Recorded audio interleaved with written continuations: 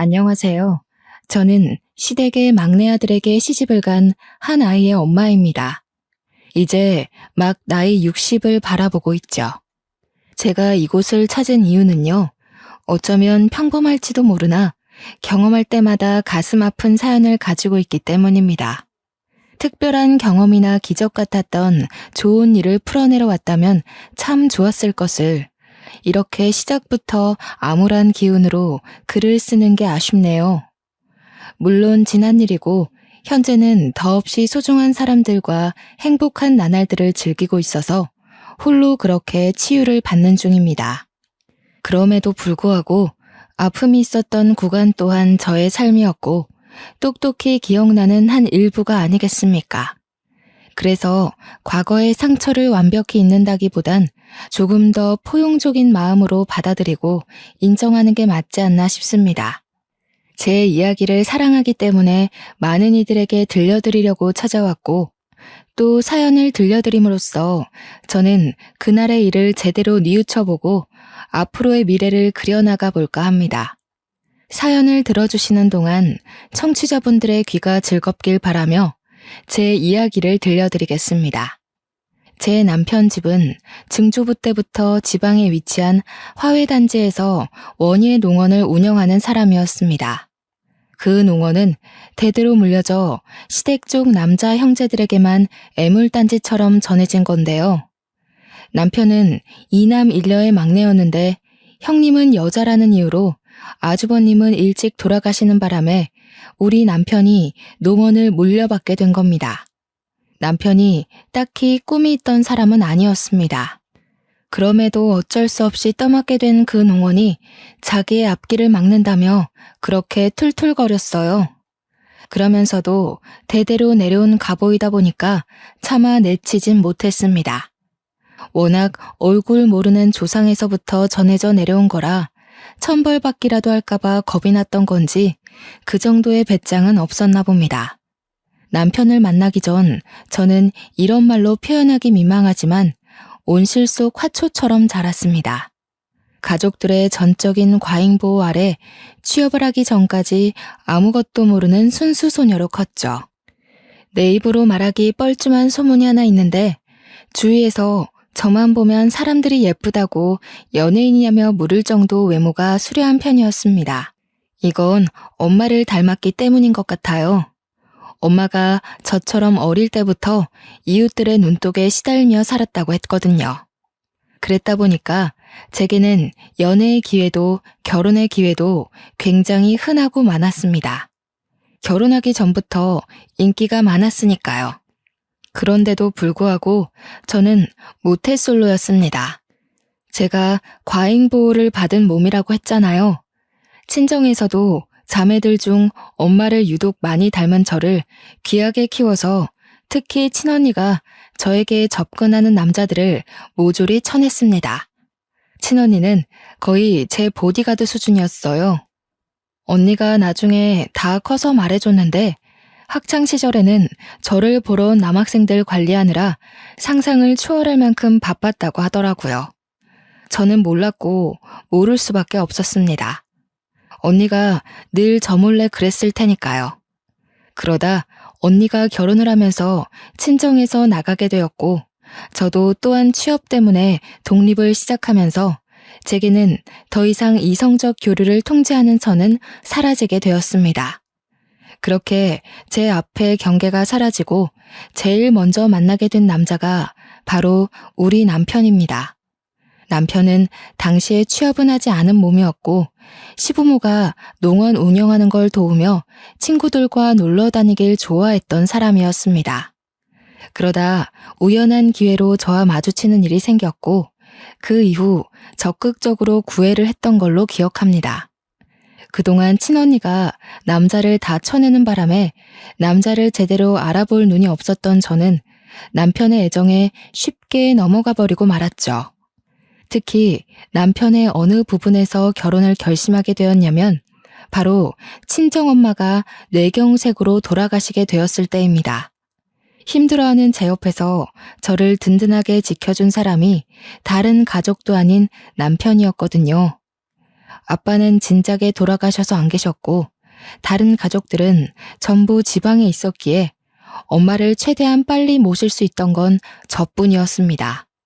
그런데 제가 너무 늦게 엄마를 발견한 거죠. 독립을 했다 보니 엄마가 집에서 쓰러져 그렇게 사경을 헤매고 있었는 줄 몰랐습니다.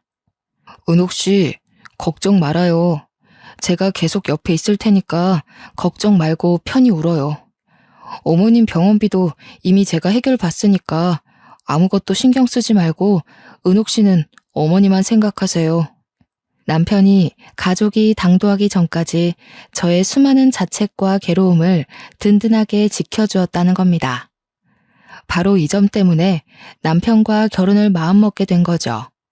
이렇게 저를 살펴주는 사람과 결혼을 해야 한다고 당연하게 생각했습니다. 더 만나보지 않더라도 당시에 제 부모님을 이보다 더 신경 써줄 남자가 앞으로 없을 것 같다고 확신했거든요. 남편과 결혼을 하고 나서부터 저는 제 직장을 포기하고 남편과 같이 시부모 농원을 물려받았습니다. 저는 오히려 원래 하던 일보다 식물을 키우는 일에 더 재밌어서 만족스러웠어요. 남편의 것이 곧 제 것이기도 하기에 잘 키워서 더 번성하도록 만들고 싶었습니다. 제가 꽃을 이렇게나 좋아하는지 몰랐는데 남편 덕분에 적성을 찾은 셈이기도 했어요. 그래서 저는 원예 농원에서 공급받은 꽃들로 가까운 시내에 작은 꽃집을 따로 차렸습니다. 저랑 남편 사이에는 예쁜 딸 하나가 있었는데 우리 딸은 두 발로 걸어 다닐 수 있을 때부터 꽃 냄새를 맡고 컸어요. 그러니까 제가 늘상 딸을 데리고 농원과 꽃집만을 오갔다는 거죠. 농원의 식물들은 당연히 실하게 잘 컸는데 특히 저희 꽃집의 매상이 갈수록 좋아졌습니다. 민망하지만 그 이유가 다 저 때문이었어요. 저희 꽃가게 주위에는 IT 중소기업이 하나 있는데요.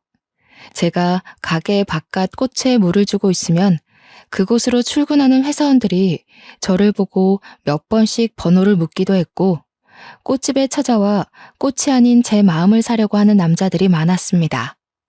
물론 대개 저한테 딸이 하나 있는 걸 알고 금방 머쓱해하며 사과를 하지만 그럴 때마다 꽃 하나씩은 꼭 사서 돌아갔거든요. 그런데 문제는 남편이었습니다. 남편은 원래부터 노는 걸 좋아했던 사람이라 그런지 결혼하기 전만 해도 부지런했던 모습이 점차 본울굴로 돌아오기 시작하더라고요. 제가 꽃집을 동시 운영을 시작했을 때 남편한테 원예 농원도 관리를 좀 신경 써달라고 부탁을 했는데 주말에 가보니까 관리가 전혀 안 되어 있는 거 있죠.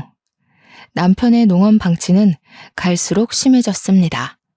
제가 이쪽 저쪽 똑같이 신경을 기울이지 않으면 한쪽이 죽을 수밖에 없는 운명이었어요.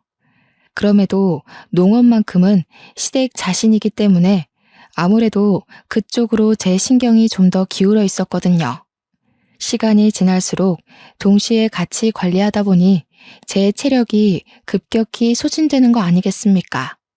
제 꽃집을 운영하기 힘들 만큼 농원이 관리가 안 되자 남편한테 결국 한 소리를 하게 되었습니다. 여보, 밖에서 사람 만나는 건 좋은데 할 일은 하고 나가서 일 봐야지. 이것 봐, 벌써 한 줄은 다 죽었잖아. 농원 안 온 지 오래됐지? 이게 우리 밥줄이나 마찬가지인데 신경 좀 써주면 안 돼? 신경 쓰고 있어. 내가 식물 다루는데 소질이 없어서 그런 거지. 실력이 없는 사람한테 자꾸 일 강요하면 일이 이 모양 이 꼴로 나는 거야. 엄마 아빠도 알면서 나한테 맡긴 거일걸? 놀기만 좋아하고 돈은 계속 필요했던 남편은 끝내 제 꽃집에서까지 현금을 빼가며 매상의 심각성을 전혀 자각하지 못했습니다. 그래서 좀 당해보라고 저녁 반찬들을 대폭 줄여버렸어요. 아니나 다를까 남편이 반찬 상태가 뭐 이러냐면서 투덜대더라고요. 말했잖아. 우리 밥줄 간당간당하다고. 농원 관리가 안 되는데 무슨 돈으로 고기 반찬을 올려? 다른 곳에 쓸 돈 많아서 반찬은 한두 개만 만들기로 했어. 남편은 그날 뒤로 식사마저 집에서 잘 하지 않았습니다. 바깥에서 먹고 오더라고요. 한 푼이 아깝고 생계가 흔들리기 시작한 시점에서 외식이라니. 저는 결국 철부지 남편을 설득하길 포기하고 꽃집은 낮에 일찍 문을 닫고 농어는 밤에 일하며 홀로 고군분투했습니다. 남편이 같이 일을 좀 도와주면 수월할 텐데 저는 하다하다 더는 체력 고갈로 일이 너무 힘들어서 결국 사람까지 뽑아 농원에 힘을 쏟았습니다. 남편은 그걸 보고도 코웃음만 치더군요. 혼자서 잘할 수 있겠는데 뭘 돈까지 쏟아붓냐고. 그럴 돈 있으면 자기 달라고 하는 거 아니겠습니까? 무시했지만 역시 사람을 쓰더라도 애까지 있는 입장에서 양쪽을 혼자 관리하는 건 너무 버거운 일이더라고요. 저는 3달 만에 단념하고 원예 농원만이라도 살리기 위해 꽃집은 접었습니다. 다른 남자들은 제가 유부녀인데도 관심을 주면서 만나고 싶어 하는데 남편은 정작 저한테 관심이 차차 사라졌어요. 남편의 본색을 몰랐을 땐 사람이 변했다고 생각했습니다. 결혼 전만 해도 제게 누구보다 슈퍼맨이었던 남자인데 어떻게 결혼하자마자 태도가 달라질 수 있는 건지. 같은 사람이 맞나 싶을 정도로 저는 남편의 본색을 몰랐죠. 하지만 그 본색을 알기까지 그리 오래 걸리지는 않았습니다. 시부모가 남편을 대하는 태도도 그렇고 한 번씩 남편 때문에 꽃집을 찾아왔던 남편 친구들을 보니 남편이 한량이라는 게 눈치가 채지더군요. 누굴 탓하겠습니까? 결혼을 너무 빠른 시일에 결심을 했던 제 탓이죠. 저도 일만 하고 스트레스 풀 때는 없이 쌓이기만 하다 보니 한 번은 열이 너무 받더라고요. 그래서 남편한테 하소연을 해본 적도 있었습니다. 나도 한때 잘 나가는 여자였어. 당신 이렇게 무시할 만한 여자 아니라고. 아직도 나한테 주변에서도 번호 달라고 젊은 남자들이 그러는데 당신은 내가 눈에 안 보여? 밖에 놀러만 다니고 왜 나를 외롭게 만들어? 아, 당신이 꽃같이 생기 넘치고 젊을 땐 죽어도 가지기 힘든 트로피 같은 존재라고 생각해서 그랬나 보지.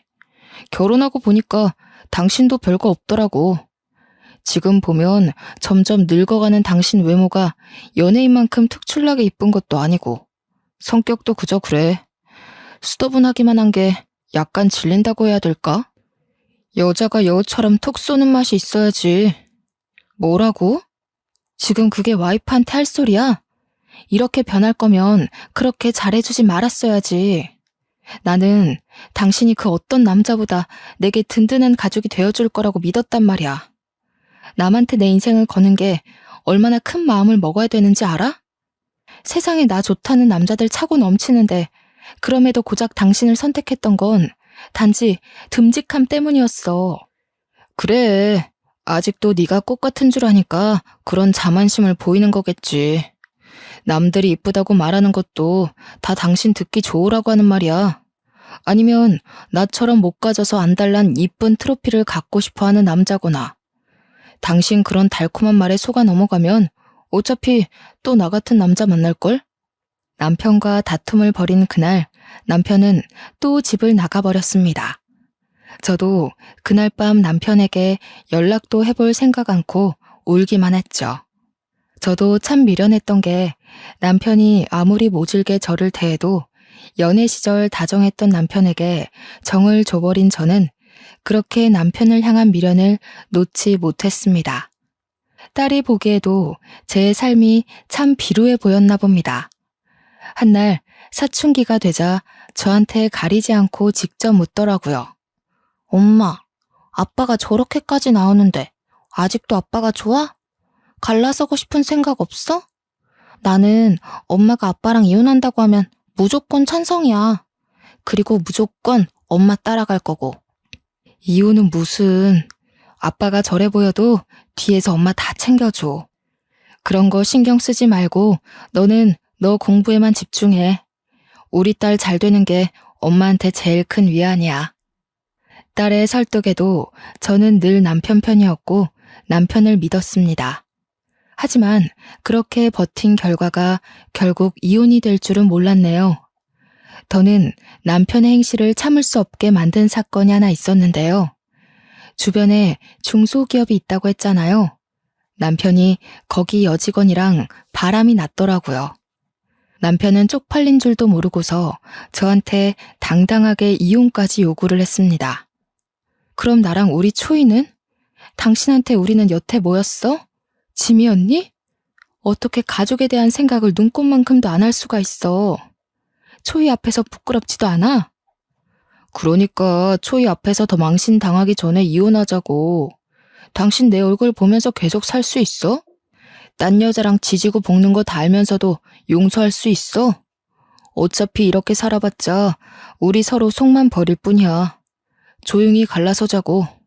그래도 저 혼자 이미 가족이 되어버린 남편을 믿고 소중히 생각하면서 참았는데 그동안 애쓰며 고군분투했던 수년이 통째로 날아가 버린 기분이었습니다.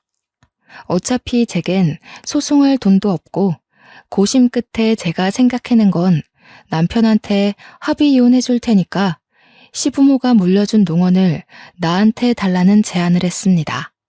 오히려 나야 좋지. 애물단지였는데 잘 됐네. 나중에 이 농원으로 딴 말하기 없기다. 초이한테는 미안하니 내가 양육비는 줄게. 초이 성인까지 1년도 안 남았으니까 그 정도는 그간의 정이라고 생각해도 될 것 같네. 남편은 집만 간단하게 챙기고서 빨리도 나가버렸습니다. 재산 분할 때문에 저 또한 집을 정리해야 했어요. 하교를 하고 돌아온 딸은 저한테 오히려 잘했다고 그날 틈만 나면 저를 안아줬습니다. 딸 앞에선 티를 안 냈지만 어떻게 아무렇지 않을 수가 있겠어요. 좀 많이 힘들었습니다. 그래서 딸 자는 사이 몰래 방을 나가 울기도 하였죠. 전 남편이 돼버린 그 자식이 양심은 있는지 정말로 알아서 양육비를 챙겨주더군요. 달에 150만 원으로 쳐서 제 딸이 성인이 되기 직전까지 총 1,000만 원을 받았습니다. 제가 참 부족한 엄마였는데도 딸은 따로 신경 쓰지 않아도 될 만큼 어른스럽고 바르게 자라주더군요. 어느새 딸이 직장인이 되었는데 들어간 회사가 결혼 정보 회사였습니다. 딸이 일을 시작한 지 얼마 안 되었다고 생각했거든요. 그런데 어느 날 거기서 결혼할 남자가 생겼다는 겁니다. 네 나이가 몇인데 벌써 결혼을 하냐고 했더니 정신없이 살아서 몰랐는데 딸이 벌써 29살이 되었더라고요. 농원 일 때문에 너무 바쁘게 살아 제 딸이 그새 30살을 앞두고 있는 줄도 몰랐습니다. 제가 절망에 빠지지만은 않고 나름 잘 힘내서 살아왔구나 싶은 걸 딸을 보고 느꼈네요. 우리 딸애가 얼마나 야무졌냐면 혼자인 저를 걱정해서 제게 대리일 사위까지 제안했지 뭡니까. 아유, 말도 안 되는 소리 하지 마라. 너희들 지내는데 불편하게 그 무슨 말이니. 혹시라도 정서방한테 그런 말해서 부담 주고 그러면 안 돼. 이미 남자친구는 오케이 했어. 시댁이랑은 아직 얘기해본 건 아닌데 남자친구 말로는 시댁 의견 신경 쓸 필요 없다고 하던데? 그냥 하는 소리지. 아무리 그래도 시댁에서 귀한 아들 남의 집 팔려가는 꼴을 내버려 두겠니? 일단 그런 건 결혼하고 나서 얘기하고 지금은 결혼 준비에만 신경 써. 저는 괜히 사위한테 피해가 될까봐 한사코 거절했는데 딸은 결코 그냥 하는 소리가 아닌 듯 했습니다. 제가 결정을 미루는 덕에 우선은 상견례 먼저 치르게 되었는데요. 그날 사돈댁을 처음 봤는데 우리 쪽도 바깥 사돈이 없고 사돈 쪽도 마찬가지인 것 같더라고요. 상견례 자리에 사부인이랑 사위만 달랑 나와 있었습니다. 물론 이 자리에 참석하기 전 사부인께서 별거 중에 있다고 딸한테 언질은 받았거든요. 바깥 양반이 바람이 나서 그렇다는데 아직 법적인 부부라 이혼 관계는 아니라고 했습니다. 바람났다는 바깥 사돈의 얘기에 문득 제 전남편의 기억이 나서 순간 언짢았는데 사부인이 저와 같은 처지의 여자라고 하니 금세 마음이 가고 편해지더라고요. 또 사부인 성격이 굉장히 쾌활하여 상견례 자리는 생각 외로 원활히 진행되었습니다. 딸이 결혼하고 나서 본격적으로 대릴 사위 제안을 다시 했지만 저는 그때 진심으로 딸을 앉혀두고 제 마음을 전했어요. 엄마가 언제까지 너를 붙잡고 살 거야. 엄마도 그만 엄마 인생 살고 너도 앞으로 네 가정을 위해서 네 인생을 꾸려가야지.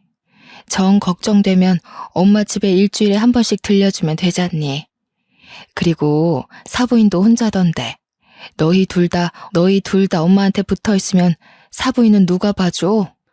내가 엄마를 두고 어떻게 혼자 가. 있던 사람이 없으면 그 빈자리가 얼마나 큰데. 옆에서 조잘대주는 사람 있어야 우리 엄마 기운내서 살아갈 사람이라는 거 내가 무엇보다 잘 아는데 어떻게 두고 가라고. 남편이 괜찮다고 했단 말이야. 같이 살면 안 될까? 엄마가 불편해서 그래. 딸이랑 사는 건 좋은데 아무리 딸이 사랑하는 사람이라지만 엄연히 남이지 않니. 마냥 아들 같다는 마음으로 24시간을 함께하는 건 좀 부담이 되네. 딸은 그제서야 제 제안에 납득을 하였습니다. 저와 떨어지는 것과 홀로 두는 걸 무척이나 속상해했지만 끝내 저의 뜻을 따라주었고 시댁으로 합가를 하게 되었죠. 그러자 딸이 그럼 남자라도 만나라고 자기 회사에서 최고로 좋은 남자 선별해 줄 테니까 맞선을 보라고 하는 거 아니겠습니까? 거절하면 또 엄마한테 붙어 살겠다고 할까봐 일단은 알겠다고 하고 딸을 진정시키느라 진땀 뺐어요. 그렇다고 딸이 정말로 남자를 소개시켜줄지는 몰랐습니다. 사위와 딸이 힘보태서 함께 자리를 마련해줬는데 나 부끄러워서 가기 싫었지만 사위가 직접 저를 데리러 오는 바람에 갈 수밖에 없었습니다. 그때 만난 남자의 첫인상은 그동안 배 나온 전 남편 때문에 남자에게 질려있던 저의 고정관념을 바사삭 깨주었는데요. 그는 저와 비슷한 동년배의 중년 남성이었고 자기 관리에 철저한 분인지 깔끔하게 수트 차림에다가 훤칠하기까지 했습니다. 좀 놀랐어요. 제가 당시 50대였던지라 제 나이대의 남성들 기준이 전 남편과 같았기에 전혀 기대 안 하고 왔거든요. 주책이겠지만 첫인상에서 벌써 오묘한 기분을 느꼈습니다. 오랫동안 식어있던 심장이 살아 움직이는 듯 했어요. 이성민이라고 합니다. 듣던 대로 참 미인이시네요. 젊을 때 인기 꽤 많으셨을 것 같은데 제가 감히 은옥 씨 성에 찰지 모르겠습니다. 그래도 오늘 시간만큼은 최선을 다해서 근사하게 모실 테니까 예쁘게 봐주셨으면 좋겠어요. 성민 씨의 말에 저는 제대로 된 소개를 하기도 전에 웃음이 새었습니다. 제가 남자 앞에서 또다시 웃을 수 있게 될 줄은 정말 상상도 못했네요. 성민 씨와 대화를 하다 보니 저는 성민 씨에게 더 마음의 문을 열 수밖에 없었는데요. 성민 씨가 이혼남이란 얘기는 사전에 들어서 알고 있었지만 저와 같은 상처가 있는 사람인지는 몰랐거든요. 전부인이 바람나는 바람에 이혼을 하게 되었고 전부인과 전부인의 상간남 때문에 하던 사업까지 망할 뻔했다고 하지 뭡니까. 나름대로 성민 씨는 그때가 꽤 큰 상처일 텐데 초면에 저한테 고백해준 그 용기가 저는 참 마음에 들었습니다. 저 또한 성민 씨에게 제 이야기를 털어놓음으로써 비슷한 아픔을 가지고 있다는 걸 알려줬어요. 그리고 남자에 대한 반감도 없지 않아 남아있다고도 솔직하게 밝혔죠. 배우자가 불륜으로 상처를 줬다면 당연히 새로운 인연에 반감이 생길 수밖에 없다는 거 이해합니다. 하지만 꼭 말씀드리고 싶어요. 이 넓은 세상에 모든 남자가 다 악질적인 사람은 아니라는 걸요. 제가 그걸 꼭 은옥 씨한테 증명해 보이고 싶습니다. 분명히 성민 씨는 전 남편과 같이 제게 달콤한 말을 해준 게 맞습니다. 이쯤에서 하필 전 남편이 경고했던 나를 꼬시기 위해 접근하는 남자일지 모른다는 말이 떠오르더군요. 그럼에도 제가 남자를 한 번 더 믿어보게 된 건 전 남편과 다른 점을 하나 발견했기 때문이었어요. 저한테는 전 부인이 첫 여자였어요. 결혼 생활 한 1년 했는데 그 여자가 결혼 전만 해도 참 조신한 사람이었거든요. 그런데 결혼하고 나니 돌변하더라고요. 알고 보니 저와 결혼해서 돈 타먹으려고 접근한 거였지 뭐예요. 저와 닮아도 너무 닮은 상처를 가지고 있었기 때문에 성민 씨가 내민 손을 제가 잡았던 것 같습니다. 저희는 서로 낙오된 상처를 보듬어 주느라 시간 가는 줄 모르고 얘기를 했어요. 같은 아픔을 가졌다는 것 외에도 공통점이 너무 많더라고요. 전 남편이랑은 생활 습관부터 소비 습관 등등 같은 게 하나도 없었는데 이런 남자도 세상에 있을 수 있구나 싶은 생각이 들었습니다. 그게 마음이 잘 통한다는 시그널인 줄도 모르고 저희는 만남을 길게 지속해갔고 결국 성민 씨에게 청혼을 받게 되었죠. 제 인생 두 번째 남자였습니다. 성민 씨가 너무 괜찮은 사람이란 걸 알고 있고 만남을 이어온 지 4년이 되어도 한결같다는 거 압니다. 그러나 이미 전 남편한테 대인 것이 있기 때문에 또 같은 실수를 반복하는 꼴이 될까봐 선뜻 청혼에 응하기가 망설여지더군요. 그게 너무 표정으로 드러났나 봐요. 제 마음을 눈치챈 성민 씨는 제가 준비될 때까지 재촉하지 않고 1년을 더 기다려 주었습니다. 성민 씨의 일관된 마음 덕분에 저 또한 성민 씨에 대한 확신을 얻고 재혼을 결정하게 되었네요. 저희 기쁜 소식과 함께 딸에게도 기쁜 소식이 들려왔는데요. 바로 딸이 임신을 했다는 거 아니겠습니까? 너무너무 축하하지만 금세 걱정이 되더라고요. 눈에 넣어도 안 아플 딸이 앞으로 산모로서 감내해야 할 힘든 시간을 보내야 한다는 생각에 마음이 안 좋았습니다. 그때도 성민 씨가 제게 큰 의지가 되어 주었어요. 항상 제 기분을 빠르게 눈치채주던 성민 씨는 이미 사업으로 한 자리 크게 하고 있는 사람이라서 돈이 많았는데 제가 근심이 큰 걸 알고 딸에게 각종 좋은 한약이나 산모에게 필요한 영양제 등 관리를 대신 신경 써주더라고요. 딸도 자기가 저한테 맺어준 남자였기 때문인지 성민 씨를 새아빠로 받아들이는 건 금방이었습니다. 제가 봐도 둘은 어색함 없이 부녀 관계로 잘 적응해가고 있었어요. 성민 씨 때문에 하루하루 제가 얼마나 소중한 여자인지 느끼며 결혼 생활을 했습니다. 전과는 비교도 안 될 만큼 행복한 삶이었죠.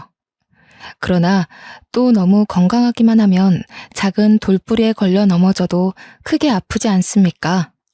아니나 다를까 전 남편 때문에 고생했던 저의 인생도 조금씩 피고 있는 건가 싶던 시기에 심장 철렁할 불행이 닥쳐왔는데요.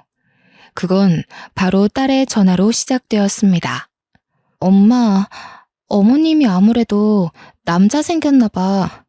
애한테 자꾸 여자는 남자한테 대우받고 살아야 된다면서 이상한 소리를 하는 거 있지? 그것 때문에 요즘 미치겠어. 잠깐 애를 두고 주방에서 일도 못 봐. 돌아서면 남자 얘기를 하는데 아직 우리 애 5살이잖아. 뭐? 사부인이? 어머나, 아무리 그래도 애 앞에서 할 말 못할 말도 구분 못하고 그게 뭔 소리라니. 확실한 거야? 너가 잘못 들은 거 아니고? 내가 뭐하러 이런 헛소리를 지어내겠어? 어머님이 웬 남자랑 통화하면서 하는 소리도 들었다니까? 아마 그 남자랑 새살림 차릴 생각인 것 같더라고. 오늘 우리한테 소개시켜준다고 저녁에 시댁으로 데리러 올 거래. 아버님이랑은 확실히 이혼할 거고. 사부인을 본 건 상견례 이후로 한 번도 없었습니다. 제게 사부인은 그저 쾌활한 사람이었고 또 바깥 사돈이 바람펴서 별거를 했다길래 사부인도 저처럼 상처 때문에 슬프게만 지내고 있을 거라 생각했어요. 그런데 새살림이라니. 솔직히 아직 이혼을 한 것도 아닌데 벌써 새로운 남자와 살림을 차릴 거라는 게 저는 좀 이해하기 어려웠습니다. 그리고 그날 저녁 딸에게서 온 전화는 저를 사부인 댁까지 찾아가게 만들었죠. 엄마, 어머님께서 부른 아저씨가 방금 왔는데 나 너무 놀라서 말도 제대로 안 나오려고 한다. 아빠가 왔어. 말도 안 된다고 생각할 수도 있지만 아빠가 맞아. 처음엔 잘못 들은 줄 알았습니다. 그런데 딸이 모르는 아저씨를 보고 그런 쉰소리를 할 리가 없지 않습니까? 딸이 아빠 얼굴을 알아볼 때쯤에 제가 이혼을 했기 때문에 딸의 말이 착각일 리는 더더욱 없었습니다. 딸 못지않게 놀란 저의 과거 트라우마가 다시 비집고 올라오면서 너무 불안해졌어요. 이걸 성민 씨에게 말하자 성민 씨가 먼저 나서서 저와 함께 당장 사부인 댁으로 향했습니다. 제가 집으로 들이닥치니 놀란 사부인이 영문도 모르고 서 있었는데 그 옆으로 정말 제 전남편이 함께 있는 거 아니겠어요? 내 인생으로 모자라 내 딸 인생까지 망치려고. 개벌은 남 못 주고 아직도 이런 짓 하면서 살았니? 네가 뭘 하고 살든 내 알 바 아닌데 양심이 있으면 우리 앞에 다시는 나타나지 말았어야지. 무슨 낯짝으로 다시 얼굴을 드러내? 저는 전 남편한테 무작정 막말을 퍼부으며 제 딸을 보호했습니다. 그리고 그때 예상치 못한 일이 발생했는데요. 잠자코 저를 따라와줬던 성민 씨가 급발진하며 나서서 전 남편의 멱살을 잡는 거 아니겠습니까? 너 이 자식, 네가 여기 왜 있어? 또 누구 인생 망치려고 여기서 나타나? 네가 은옥 씨 전 남편이냐? 은옥 씨한테 상처 주면서까지 내 가정 파탄 내놓고 이제 와서 또 은옥 씨를 건드리겠다. 내가 너 다시 만나면 가만 안 둔다고 했지? 아씨 뭐야? 둘이 뭐야? 어쩌다가 이렇게. 나는 모르는 일이야. 두 사람이 이 집이랑 무슨 관련이 있는지도 모르고 온 거라고. 놀랍게도 제 전남편이 성민 씨의 전부인과 바람난 남자였더라고요. 성민 씨는 전남편을 상간남 소송과 사기죄로 고소하는 과정에서 얼굴 본 적이 있다고 했습니다. 전남편도 성민 씨의 얼굴을 보고 기억이 났는지 당황하면서 자기의 억울한 주장을 피력하더군요. 그러기도 잠시 금세 얼굴색 바꾸고는 뻔뻔하게 성민 씨와 저를 보고서 큰 소리로 비웃기 시작했습니다. 버림받은 처지끼리 들러붙어서 잘도 가정 이뤘나 보네. 초이는 어디에 내다 버렸대? 자식까지 버리면서 새 남자 만나고 싶었나 봐. 듣자 하니 전 남편은 당시 같은 공간에 있는 제 딸이 너무 훌쩍 커버려서 자기 친딸인지도 모르는 듯 했습니다. 몰라볼 수 있을 만큼 딸이 잘 자라주긴 했지만 그래도 자기 자식을 못 알아보고 헛소리하는 남편이 참 한심하더군요. 내가 당신처럼 몰상식한 부모인 줄 알아? 어디다 대고 나를 똑같은 취급해. 그러는 당신은 여태 못나서 아직도 부끄러운 줄도 모르고 또 상스러운 짓을 하고 있었어? 사부인도 실망입니다. 아직 이혼도 안 했다면서 저런 쓰레기 같은 남자를 만나서 살림 차릴 생각을 하다뇨. 제 딸이랑 손녀가 대체 뭘 보고 배우겠습니까? 어머머, 사부인 말 우습게 하네요. 내가 어디 피해주면서 사람을 만났습니까? 사실상 나는 이미 이혼을 한 몸이에요. 이렇게 홀로 산 지가 몇 년인데 함부로 얘기하지 말아요. 그리고 내 며느리랑 손녀가 뭘 못 배운다는 건데요. 내가 무슨 실수를 했다고. 나는요, 내 딸한테 더는 추접한 사람들 보여주기 싫거든요.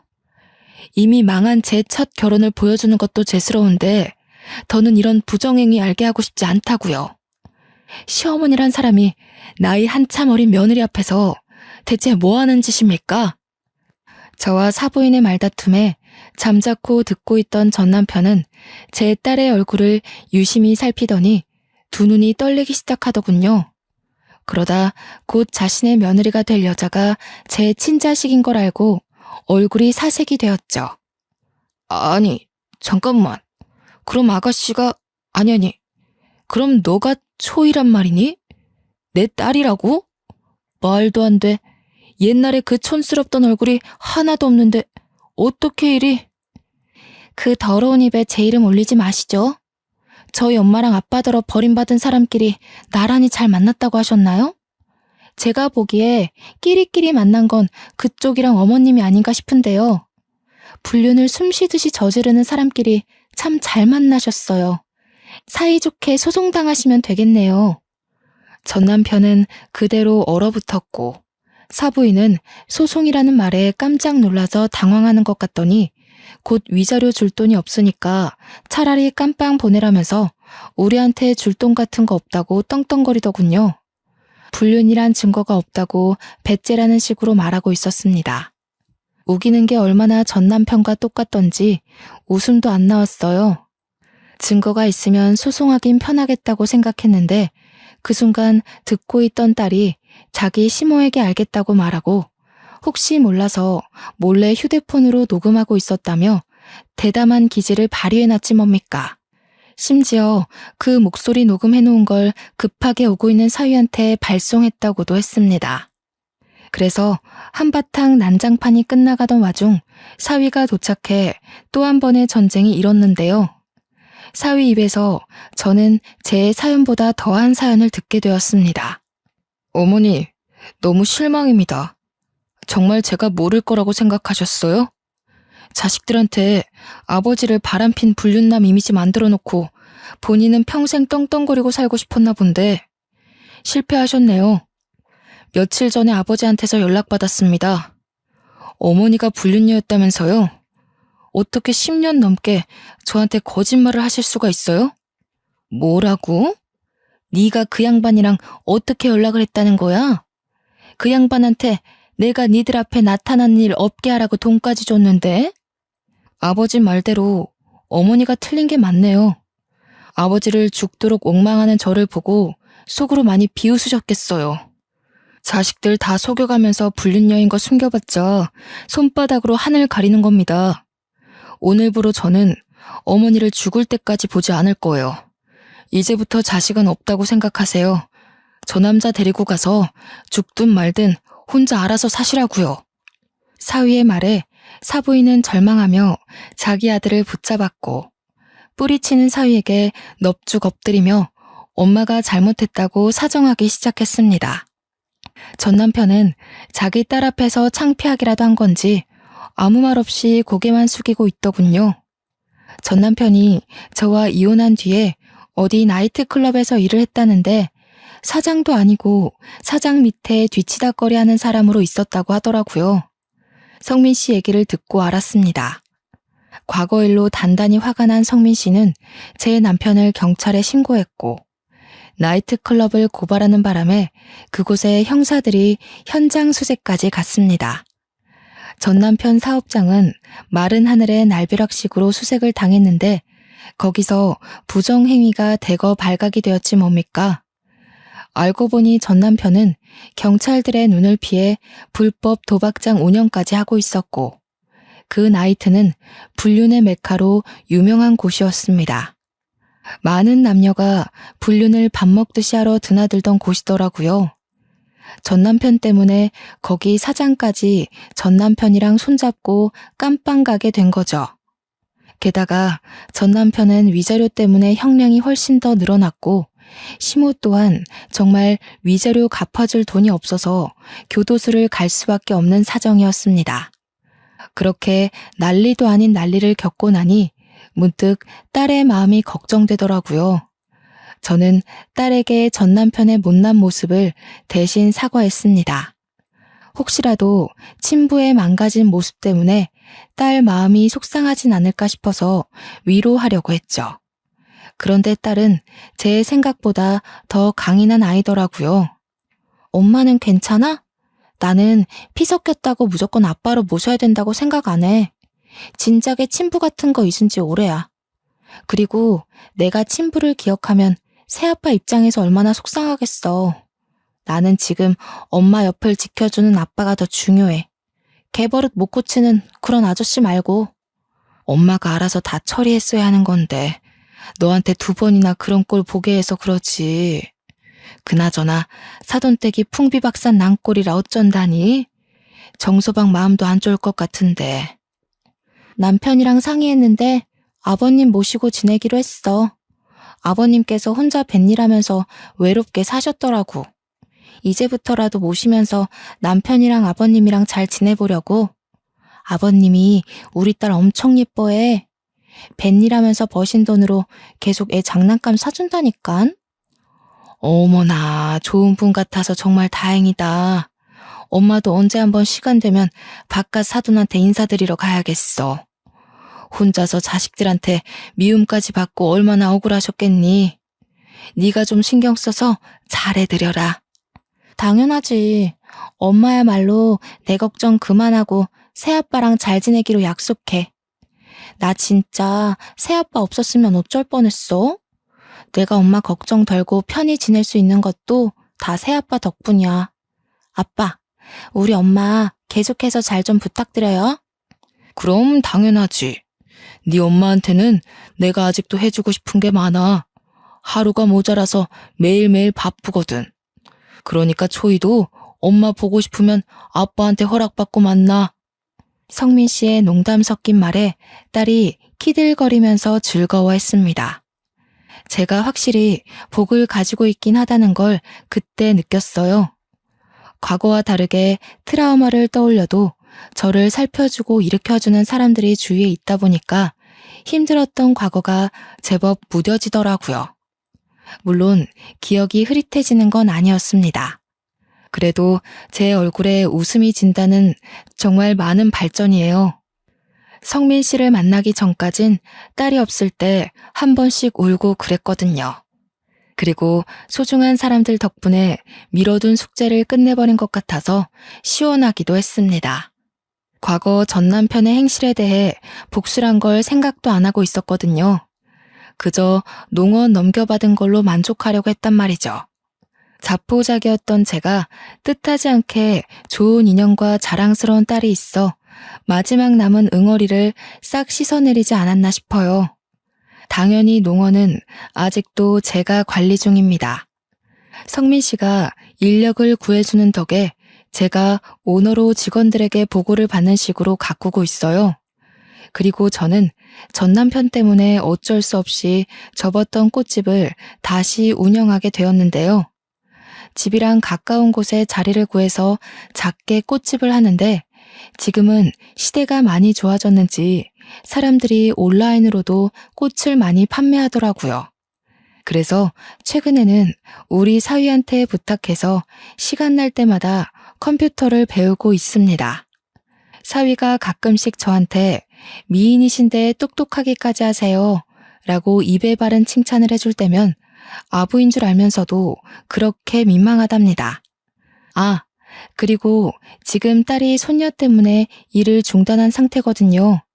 딸은 다시 회사에 복귀할까 하다가 이참에 저랑 같이 꽃집을 키우는 것도 나쁘지 않겠다 싶다며 꽃집으로 출근하고 있어요. 저야 손녀를 매일 볼 수 있으니까 좋다만 딸의 훌륭한 경력을 괜히 단절시키는 것 같아서 미안하더라고요. 그럼에도 딸에게 어떤 말도 할 수 없었던 건 딸이 저처럼 워낙 식물 만지는 걸 좋아했기 때문입니다. 저와 똑 닮은 딸을 보고 있자니 마치 제 젊은 시절이 떠오르지 뭡니까? 딸이 꽃꽂이를 하면서 저렇게 예쁘게 웃을 수 있는 건 그 일을 하면서 정말 행복하기 때문이란 걸 알고 있어요. 그래서 말리지 못했습니다. 그래도 딸이 워낙 똑똑하게 일을 잘하는지라 매출이 급속도로 오르고 있네요. 딸은 딸대로 저는 저대로 급여를 두둑히 챙기고 있는 실정입니다.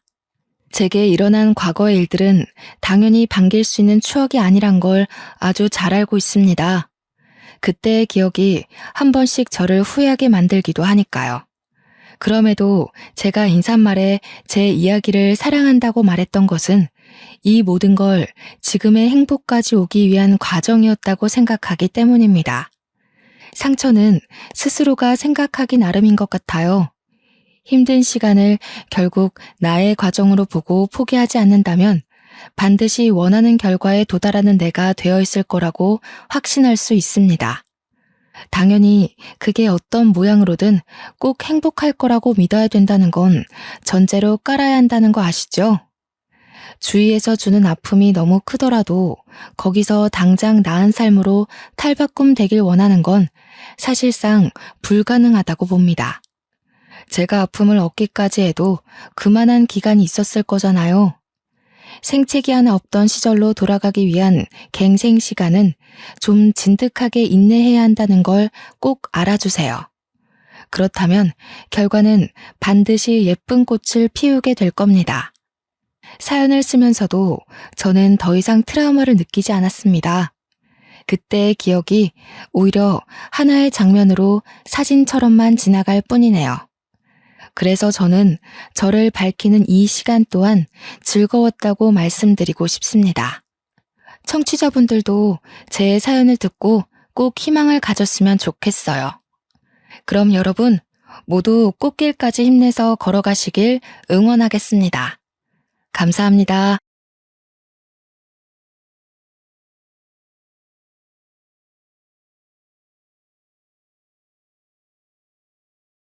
안녕하세요. 저는 현재 파혼을 하고 과거를 정리 중인 30대 중반 여성입니다. 그리고 딩크 부부를 선호하는 여성이기도 하죠. 저는 말 그대로 사랑하는 배우자와 결혼하여 제2의 삶을 꿈꾸길 원하지만 아이를 갖고 싶진 않았습니다. 그래서 만약 결혼을 한다면 저와 성향이 맞는 남자를 알아보고 해야만 하는 것이 제게는 무척 중요한 인생 숙제입니다. 아이를 싫어하는 것이 아니라 아이보다 저의 삶을 좀 더 즐기길 원했기에 그런 결정을 하게 되었어요. 또 저 스스로 좋은 엄마가 될 자신이 없기 때문에 도통 마음의 준비가 안 되더라고요. 그래서 딩크 부부를 원했던 건데 저는 이번 계기를 통해 상대방에게 딩크 의사를 밝혀서 뜻이 통했다고 하더라도 결혼이 잘 안 될 수 있다는 걸 겪었어요. 정말 좋아하는 사이라면 뜻이 안 맞아서 놓칠까봐 두려워하기보단 뭐든 솔직하게 입장을 말해주는 게 또 다른 방법을 찾을 수 있는 기회인데 제가 만난 예비신랑은 그게 좀 부족했지 뭡니까. 파혼으로 그쳐서 다행인 제 사연 지금부터 들려드릴 텐데 청취자분들께도 간접적 경험이 되어 혹시 모를 일에 도움이 되길 바랍니다. 저는 소방공무원으로 일한 지 5년 차 정도 되었습니다. 나이를 먹는다고 남자를 잘 볼 수 있는 눈이 길러지는 건 아닌 것 같아요. 따지는 것만 많아지지 남자한테 된통 당하는 여자들 보면 연령대가 다양하지 않습니까? 어쩌면 저도 그 무지한 여자들 중 하나이겠네요. 제가 그동안 남자친구를 만났지만 20대만 해도 가벼운 연애가 가능했었는데 고작 1년 지나 30살이 되니까 그마저의 기회도 모조리 사라지더라고요. 남자친구를 원했던 것이 아니라 주위에 널리고 널렸던 기회가 나이 30이 되자마자 싹 사라지니까 뭔가 중요한 걸 놓쳐버린 기분이 들었습니다. 제가 쥐기는 싫은데 남주기도 싫은 그런 이기적인 마음이요. 제가 만났던 남자친구들은 하나같이 결혼하면 아기를 낳자는 주의였는데요. 어차피 길게 연애했어도 결혼 의견이 안 맞아서 헤어졌을 거라 그들이 아쉬운 건 아니었습니다. 다만 싱글로 나이 들고 싶진 않았기에 결혼 자체의 기회가 아예 안 오면 어쩌나 그런 걱정은 들더군요. 어쨌든 저는 나이 30살이 되고 나서 연애를 3년간 쉬었어요. 반강제로 쉬었다고 할 수 있겠네요. 연애를 안 하는 게 편해서 좋다가도 결혼 생각만 하면 다시 불안하고 그렇게 마음이 많이 싱숭생숭했던 시기였습니다. 그렇게 지내다 제가 33살이 끝나갈 무렵 저희 관할에 신입이 들어왔는데 그중 남자 신입 한 명이 바로 저의 예비 신랑인데요. 예비 신랑은 저와 4살 차이가 나니까 29살인 신참이었는데 당연히 처음에는 서로 관심이 없었어요. 기본적으로 저는 연하를 만난 적이 없고 연하는 남자로 느끼지도 않았거든요. 예비 신랑도 아마 신참이라 군기가 바짝 들어있던 때기에 저한테 깍듯이 한다고 여자로는 전혀 안 봤을 겁니다. 그런데 사수관계가 정말 위험하다고 같이 근무하고 부딪히며 알려주고 마주하는 일이 많다 보니 자연스레 눈이 맞게 되더라고요. 예비 신랑의 고백으로 결국 저희는 연애를 시작했죠. 오랜만에 하는 연애인데 막상 연인이 되고 나니 문득 연하라는 게 탐탁지 않더라고요. 예비 신랑이 20대라고 하니까 괜히 너무 어려 보여서 좀 꺼려졌었는데 그건 괜한 생각이었어요. 연하 같지 않게 생각보다 듬직하고 적극적인 면모가 보여서 제가 좀 흔들렸습니다. 저희는 비밀로 연애를 했기 때문에 근무 중에는 서로 존대를 꼬박 썼고 퇴근하고 나면 말을 트며 연인 모드로 돌변했어요. 당연히 연인끼리 지내다 보면 결혼 얘기를 필수적으로 할 수밖에 없지 않습니까? 그런데 제가 연하랑 연애를 하게 된 걸 알게 된 친구가 저한테 경고를 하더라고요. 남자한테 결혼 얘기 먼저 하지 말라고. 남자 입장에선 제가 나이 많아서 결혼 얘기하면 많이 부담스러워 할 것 같다고요. 따끔한 조언이긴 했지만 그 말이 일리가 있어서 저는 예비 신랑과 만나는 동안 결혼 얘기를 입 밖으로 꺼내본 적이 없었습니다. 그러나 의외로 예비 신랑이 먼저 언급하더라고요. 자기는 결혼 언제 할 거야? 슬슬 결혼 생각해봐야 되지 않아? 도통 얘기를 안 하는 것 같아서. 혹시 비혼주의라든지 결혼하고 싶은 마지노선이 있다든지 뭐 그런 거 있어? 아니, 비혼주의는 아니야. 그냥 좋은 사람 생기면 해야지. 아직 결혼 생각날 만큼 마땅한 사람을 만난 적도 없고 시간에 쫓겨서 하고 싶진 않아서. 그럼 그 좋은 사람으로 나는 어때? 사실 진작에 물어보고 싶었는데 자기가 부담 느낄까봐 못했어. 근데 혹시 내가 마음에 안 들어서 결혼 대상으로 염두 안 한 거라면 내가 더 노력해 보려고. 처음에는 청혼을 하는 건지 몰랐습니다. 진심인가 싶어서 가만히 쳐다만 봤더니 갑자기 예비 신랑이 제 손에 반지를 끼워주는 거 아니겠습니까? 저희 당시에 만난 지 겨우 1년이었습니다. 아무리 예비 신랑이 30살이 되었다고 하지만 저보다는 예비 신랑 입장에서 결혼이 좀 빠른 게 아닌가 싶었어요. 남자 나이 30살이면 좀 더 자유롭고 싶을 때잖아요. 당시 예비 신랑이 제게 한 그 소소한 이벤트는 그냥 넘어가지 않을 진지한 마음이었고 진심으로 저의 답을 기다리는 얼굴로 있었습니다. 정말 설레고 고마운 마음이었는데도 불구하고 제가 바로 대답할 수 없었던 이유는 바로 아이 문제 때문이었는데요. 이걸 물어보는 순간 예비 신랑이 저를 떠날까봐 좀 무섭더라고요. 때는 남자친구들을 가볍게 떠나보내도 그닥 아쉽지가 않았는데 예비 신랑이 제게 좀 더 특별해서일까요? 아니면 제 나이가 이제 남자를 만날 확률이 많이 줄어서일까요? 그건 잘 모르겠지만 어쨌든 예비 신랑 눈치가 보여서 선뜻 물을 수가 없었습니다. 제가 망설이는 게 느껴졌는지 그때 예비 신랑이 제게 깜짝 놀랄 말을 해주었는데요. 자기 딩크족 선호한다며? 나도 그래. 그것 때문에 지금 대답 고민하는 거라면 그러지 말라고. 아니면 사실은 내가 마음에 안 드는 건가? 예비 신랑은 놀랍게도 저와 같은 가치관을 갖고 있었습니다. 이성과 생각이 맞은 건 이번이 처음이었어요. 어디서 그런 말 들었냐고 하니까 제 주위 사람들이 알아서 말해줬다고 하더라고요. 근무지가 같다 보니까 그런 정보는 얼마든지 쉽게 습득할 수 있긴 했습니다. 마음에 안 들다니 그럴 리가 있겠어? 나는 네가 혹시 아이 원하고 있을까봐 차마 결혼 얘기를 못했어. 그런데 정말 아이 없이 둘만 사는 거 괜찮아? 완전 괜찮지. 나도 자기 딩크 선호한단 말 듣고 얼마나 반가웠는데. 우리가 역시 천생연분이라고 생각했다니까. 그럼 나 받아주는 거야?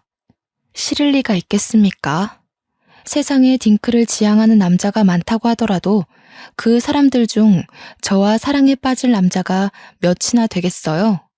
이 기회는 예비 신랑 말대로 하늘이 맺어준 인연이라고 생각했습니다. 저는 그제서야 속 시원하게 웃으며 기쁘게 반지를 받아들였어요. 그리고 그날 저녁 딩크 부부란 것에 대해 많은 이야기를 나눴죠. 그리고 결혼식을 바로 올리지 않은 것은 아직 예비 신랑이 신입이기 때문에 신입 기간을 넘어가고 안정화되었을 때 하기로 결정을 했습니다. 어차피 딩크 부부라면 그리 결혼이 급한 것도 아니었으니까요. 예비 신랑과는 결혼 가치관 말고도 천생연분을 만나나 싶을 정도로 생각하는 것이나 몸에 밴 습관들이 저와 거의 비슷했습니다. 여태 만난 남자친구들과는 사뭇 다른 느낌을 예비 신랑에게서 받았어요. 사람이 결혼을 할 사람을 만나게 되면 딱 이 사람이다 하고 촉이 온다고 하잖아요. 제가 바로 예비 신랑에게서 그런 확신을 얻었죠. 오죽했으면 남자친구 얘기를 잘 안 하는 제가 친구들에게 자랑하고 이미 친정 부모한테까지 알렸겠습니까? 특히 저희 부모님이 정말 좋아하셨는데요. 제 나이가 점점 들어가니까 그만 시집 가길 바라셨거든요. 그래서 20대 때야 그 나이 때에 시집을 갈 거라고 장난을 치면 부모님이 조금 아쉬워하는 티를 냈는데 30 중반을 향해 가니까 오히려 시집을 못 가고 있으니 아쉬워하더군요. 저희는 이미 결혼을 확정 지은 터라 양가 부모님께 인사를 올리기로 했습니다. 날짜를 잡고 집을 찾았는데 친정에선 예비 신랑을 엄청 환영해주고 벌써 사위 대우까지 다 해줬는데 저는 어찌된 게 예비 시부모의 코빼기도 볼 수가 없었어요. 예비 신랑 말로는 두 분이 같이 장사를 하는데 그게 24시간 맞벌이라서 시간 맞추기가 좀 어렵다고 하더라고요. 저희 둘이 나란히 연차를 낼 수도 없어서 예비 시댁을 찾기란 더더욱 어려웠습니다. 그렇다고 밤늦게 찾아가자니 그건 또 너무 신뢰 같고 어쩔 수 없이 예비 시부모 인사는 무기한으로 연장이 되었어요. 저와 예비 신랑은 결혼을 앞둔 커플이라고 해서 매일 만남을 가진 것이 아니었는데요. 일할 때 매일 보니까 마치면 같이 저녁 먹고 소소하게 즐길 수 있으니 일요일 하루 정도는 서로 쉬는 걸로 합의를 봤어요. 만남도 서로 마음에 여유가 있을 때 더 오래 갈 수 있고 즐거운 거잖아요. 그래서 그날도 일요일이라 모처럼 고갈된 체력을 충전하고 있었습니다. 그런데 한날 그런 생각이 드는 겁니다. 당시 양가 집안에 인사드리기로 하고 못 찾아간 지가 한 2달 정도 되거든요. 제가 앞으로 그 집안의 며느리가 될 건데 시부모 바쁘다고 아예 이렇게 손 놓고 있는 것이 과연 옳은 행동일까 싶더라고요. 신랑의 부모님인데 인사를 안 가는 건 예의가 아닌 것 같다는 생각이 자꾸 들었습니다. 그래서 무작정 결정을 해버렸어요. 저는 예비 신랑에게도 알리지 않고 예비 시부모가 하는 마사지 가게를 찾았습니다. 한때 예비 신랑이 예비 시부모의 직업을 고백하길 좀 꺼려한 적이 있었는데요. 제가 이상하게 생각할까봐 망설였다고 하더라고요. 그때 어떤 가게인지 듣게 되었는데 예비 신랑이 왜 그런 생각을 했는지는 이해가 되었습니다. 예비 신랑이 말하기를 예비 시부모가 사업자 등록까지 해서 건전하게 마사지 가게를 운영하고 있는데 대개 손님들이 오해를 해서 이상한 사람들이 방문할 때도 있다고 하더군요. 손님들이 착각하고 방문할 수 있겠다 싶었던 게 주위에 안 좋은 마사지 가게가 너무 많았고 유일하게 예비 신랑 가게만 건전이었기에 어쩔 수 없이 감당해야 하는 입지더라고요. 술 취한 사람들이 찾아와서 진상 부릴 때면 늘 예비 시부모님이 예비 신랑한테 연락해 도움을 요청하기도 한다고 합니다. 막상 제가 그 가게를 찾아가 보니 전혀 이상하다는 느낌이 안 들 만큼 세련되고 호텔 같은 인테리어였어요. 들어가니 과하게 꾸민 아줌마 한 명이 카운터를 보고 있었는데요. 제가 따로 알리고 온 것이 아니기 때문에 저는 예비 시부모의 행방을 묻기 위해서 카운터로 슬쩍 다가갔습니다. 카운터 직원은 사적인 통화 중이었는지 저를 발견하고 급하게 전화를 마무리했어요. 어머, 죄송해요. 내 정신 좀 봐. 손님 오신 줄도 모르고. 아니, 최근에 아들이 어찌나 내 속을 썩이는지. 에휴, 아들 귀하게 낳아봤자 다 소용없어요. 여자한테 홀라당 넘어가면 이렇게 애미애비 없는 것처럼 한다니깐요. 카운터 아줌마는 사교성이 무척 활발했습니다.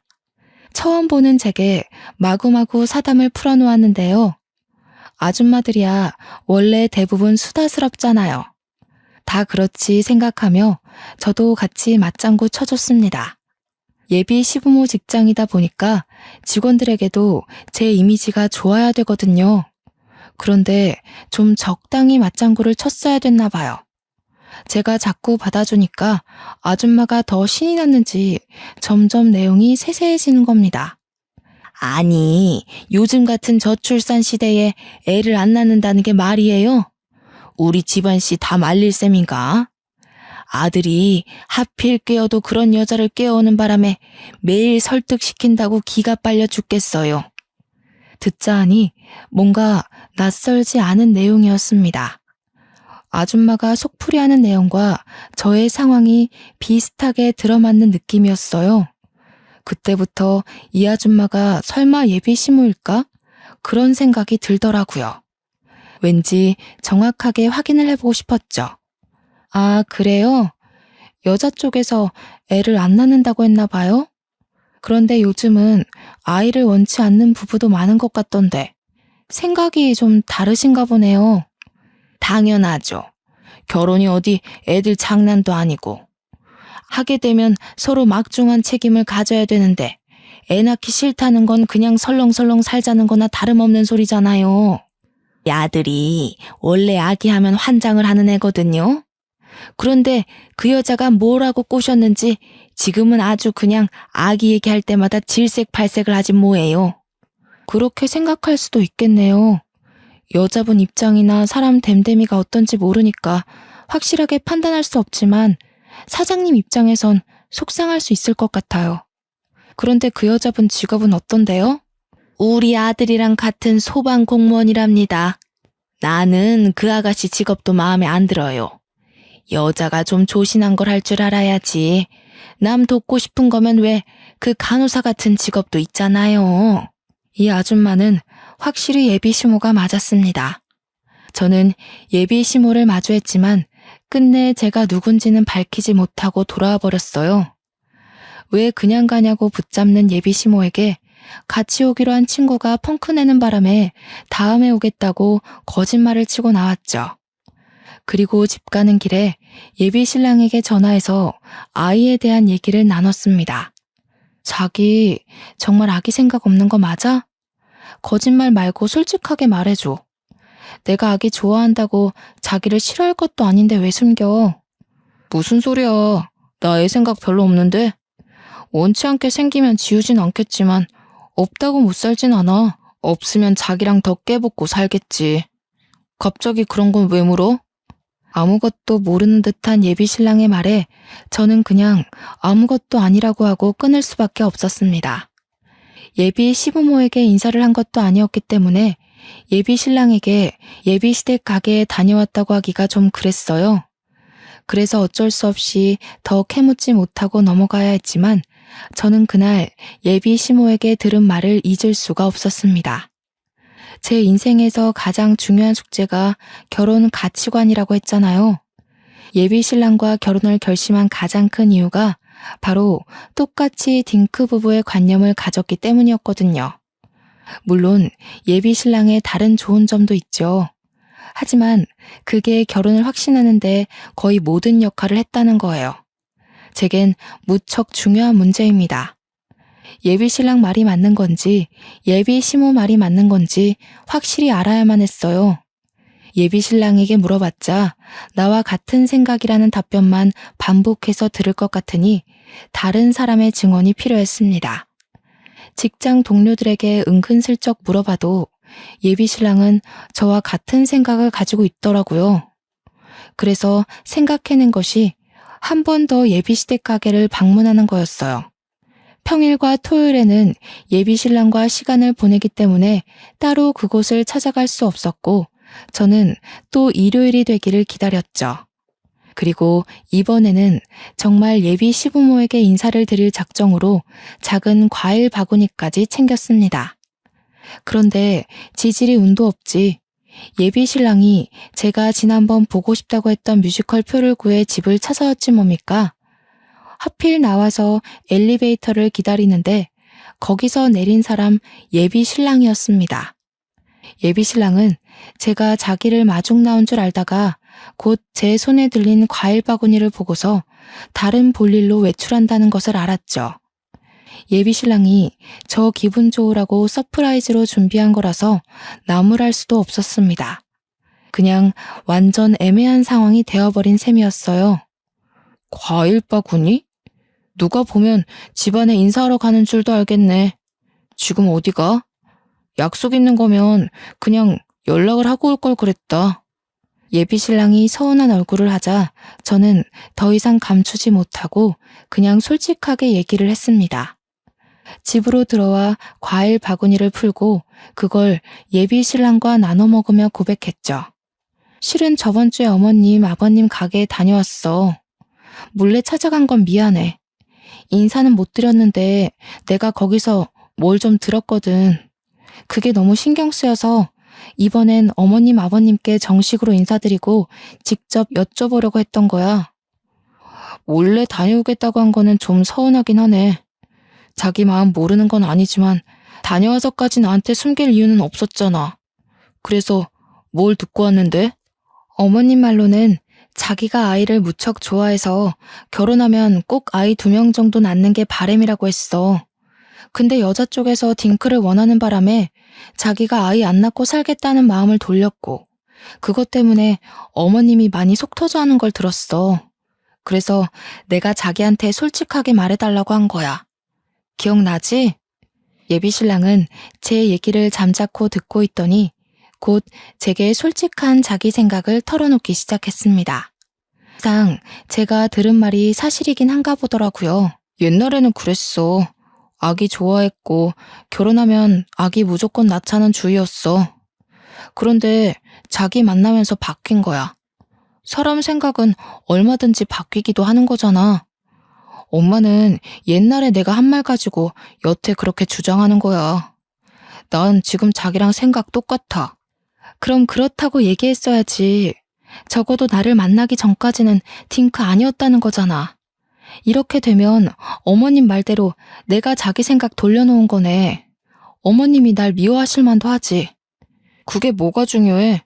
지금은 내가 자기랑 같은 딩크 부부를 선호한다는데 엄마가 미워하든 말든 신경 쓰지 마. 결혼은 우리 둘이 하는 거고 부모님이 반대하더라도 나는 내 의사대로 할 거야. 예비 신랑은 자기의 현재 입장을 피력하며 혹시라도 제가 이별을 고할까봐 전전긍긍하는 모습을 보였습니다. 어쨌든 예비 신랑도 자기 부모님 입장을 알고 있었다는 거잖아요. 그럼 자기 집안 자체가 아이를 반드시 낳아야 된다는 입장이라고 미리 언질이라도 해줄 것이지. 아이 문제는 결혼을 하게 된다면 무조건 시댁과 부딪힐 수밖에 없는 문제가 아닙니까? 아들이냐 딸이냐 가지고도 문제가 발생하는데 낳고 안 낳고는 얼마나 큰 파장을 일으키겠어요. 그리고 예비 신랑은 자기 부모님이 그렇게 반대를 하는 입장에서 정말 우리가 결혼이 가능하다고 보는지 강하게 밀어붙이더라고요. 결혼할 사이인데 예비 시댁 의견은 상관없다뇨. 어떻게 그런 생각 없는 방도를 내놓는 건지 모르겠네요. 그러면서 예비 신랑이 자기가 다 해결하겠다고 큰 소리를 치면서 저더러 헤어지자고 하면 단식할 거라고 하더군요. 한 번도 예비 신랑을 연하라고 생각해 본 적이 없는데 그날 처음으로 다소 어린아이가 고집 부리는 것처럼 보였습니다. 역시나 조금이나마 믿어보았던 제가 잘못이었네요. 해결은 무슨, 근무 도중 모르는 번호로 전화가 왔길래 받았더니 예비 시모가 아니겠습니까? 내가 아들한테 번호 좀 달라고 해서 받았어요. 기분 나쁜 건 아니죠? 오늘 저녁에 얼굴 좀 볼 수 있을까 하는데요. 예비 시모가 제 전화번호를 멋대로 알아내서 전화를 걸었다는 것이 기분 나쁜 게 아닙니다. 예비 시모가 달라고 한다고 그걸 바로 알려준 예비 신랑의 가벼움에 감정이 상했죠. 저는 예비 시모의 제안을 거절할 이유가 없어서 알겠다고 했습니다. 또 그 와중에 예비 신랑한테는 말하지 말라길래 혼자서 몰래 찾아갔죠. 지난번 몰래 방문했던 저를 알아보면 어쩌나 했는데 다행히도 예비 시모는 예전에 왔던 손님이란 걸 기억 못하는지 못 알아보더라고요. 아들한테 알리지 말고 오라고 한 이유는 괜히 서로 복잡하지 말자고 그런 거예요. 갑작스럽게 들릴 수도 있겠지만 우리 아들이랑 만나지 말아줘요. 예비 시모는 외형만큼이나 아주 직설적이고 화끈한 사람이었습니다. 제가 엉덩이를 붙이고 앉자마자 바로 본론을 얘기하는 거 아니겠어요? 당황스러웠지만 이미 짐작하고 찾아왔기에 감안은 했습니다. 그래서 예비 시모에게 왜 그래야 하냐고 조심스레 물었죠. 역시 제가 지난번 몰래 와서 들었던 내용과 똑같이 말씀하시더군요. 아가씨 생각이 굉장히 트였다는 거 알겠어요. 그런데 우리는 아니거든요. 우리 가문은 손주를 봐야 되는 사람이에요. 아들한테 다 들었는데 아이 생각이 없다면서요? 네, 평생 아이 생각은 없이 살아와서요. 또 아이를 위해서 제 인생을 바칠 준비가 아직 안 됐거든요. 이미 다 들으셨다니까 말씀드리는 건데 경수도 아이를 원하지 않는다고 했는데요. 아, 그거? 아가씨랑 헤어지는 게 싫어서 거짓말하는 거예요. 우리 아들 원하는 게 있으면 인정사정 안 보고 쟁취해버리는 타입이거든요. 아마 결혼하자마자 아이 얘기부터 꺼낼걸요? 이거 숨기고 결혼하면 사귀니 뭐니 할 거 아니에요. 그래서 미리 말해주는 겁니다. 정말 괜찮겠어요? 예비 시모 말을 듣다 보면 자꾸만 예비 신랑의 입장에 대해서 의문을 갖게 됩니다. 예비 신랑이 저에게 의사 표현을 확실히 해줬는데도 예비 시모 말에 왜 자꾸 흔들리는지 모르겠어요. 예비 시모는 뭐 때문에 저렇게 확신을 갖고 말하는 걸까요? 정말 예비 신랑이 저 몰래 예비 시모에게 저런 식으로 말을 했던 걸까요? 예비 신랑과 또다시 대화를 해봐야겠다고 생각한 저는 예비 시모에게 헤어지고 말고는 저의 문제라고 했더니 예비 시모가 다짜고짜 제게 폭탄을 던지더라고요. 우리 아들 지금 뭐 하고 있는지 모르죠? 혹시 나가서 아들한테 전화할 생각이면 아마 안 될 거예요. 우리 애 지금 맞선 보는 중이거든요. 안마사랑 둘이 방에서 선보고 있어요. 이게 무슨 소린가 싶었습니다. 사고 회로가 정지되는 기분이었어요. 제대로 상황 파악하기까지 수만 가지의 오해가 제 머릿속을 지나갔습니다. 그러니까 말 그대로 저와 예비 시모가 얘기하고 있는 동안 예비 신랑도 같이 가게 안에 있었다는 얘기잖아요. 그러니까 예비 시모가 붙여준 한국인 마사지사와 같이 안 쓰는 방에서 티타임을 즐기고 있다는 거 아닙니까? 순간 심장이 철렁 내려앉았습니다. 그 사실 때문에 여태 확인되지 않은 예비 시모의 발언들이 모조리 진실로 다가왔어요. 그때 아무 대답도 못하고 있는 제게 예비 시모가 쐐기 박는 말을 한 번 더 얹었습니다. 못 믿겠으면 전화해봐요. 정말로 아들이 애 안 낳겠다고 한 것 같아요? 아가씨 인생 위해서 미리 알려주는 거예요. 뻔히 망할게 보이는 미래를 왜 가려고 하는 거죠? 멘탈이 와장창 부서진 저는 당장 예비 신랑에게 전화를 걸었습니다. 전화해봤자 맞선 중이라서 안 받을 거라던 예비 시모 말과는 달리 예비 신랑은 제 전화를 바로 받았는데요. 그것이 결코 제가 하고 있는 모든 오해를 풀어주진 못했습니다. 오히려 더 오해를 실어주었다고 해야겠네요. 지금 어디냐고 물은 제 질문에 예비 신랑은 충격적인 답변을 돌려줬습니다. 난 집이지. 놀아주는 사람이 없는데 내가 누구랑 뭘 하겠어. 자기는 약속 있다는 거 끝났어? 집 가는 길에 전화한 거야? 음량이 높았던 탓에 옆에서 예비 시모가 예비 신랑 대답을 듣고 비웃더라고요. 이후 저더러 따라오라고 하길래 정말 움직이기 싫었지만 따라갔어요. 그리고 도착한 방문을 여는 순간 저는 저랑 통화를 하고 있는 예비 신랑의 모습을 발견하고 말았죠. 예비 신랑이 자기 엄마 뒤에 서 있는 저를 보고 귀신 본 것 마냥 깜짝 놀라더군요. 뭐야? 자기가 여길 어떻게 왔어? 약속 있다면서. 설마 그 약속이 또 나 몰래 가게 찾아오는 거였어? 이러지 않기로 했잖아. 이 상황에서 너는 지금 그런 게 묻고 싶니? 내가 무슨 약속이었건 뭐가 중요해. 오히려 지금 알게 된 게 다행이다. 네 생각 잘 알겠어. 우리 안 맞는 것 같으니까 헤어지자. 살다 살다 너처럼 이런 식으로 사기치는 애는 처음이다. 제가 헤어지자고 하는 말에 예비 신랑이 벌떡 일어나 저를 붙잡았는데요. 제 앞에서 무릎을 꿇으며 자기 말 좀 들어보라고 사정을 하더라고요. 그 와중에 어리둥절한 채로 앉아있던 한국인 마사지 관리사는 예비 시모한테 무슨 일이냐고 묻기만 했습니다. 이후 예비 시모의 지시로 밖으로 도망치듯 튀어나가 버렸죠. 딱 보니까 완전 20대 중반 어린애 같더라고요. 자기야, 오해야. 엄마가 시켜서 그냥 인사만 나눴을 뿐이야. 여기 들어온 지 30분도 안 됐어. 엄마가 시키는 대로 하면 자기랑 결혼 생각해보겠다고 해서 그래서 딱 한 번 만난 거야. 진짜야. 내가 미쳤나 봐. 네가 뭘 잘못했다고 무릎을 꿇어? 당장 일어나지 못해?